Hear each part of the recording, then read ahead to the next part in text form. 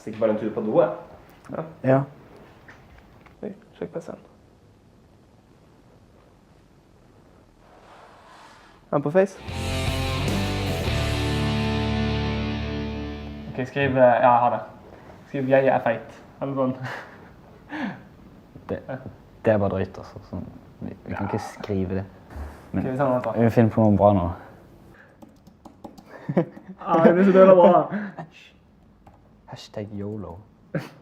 Gillig. Okay.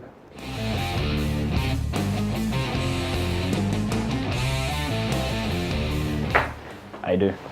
Jeg fikk litt dårlig samvittighet over det vi gjorde, altså.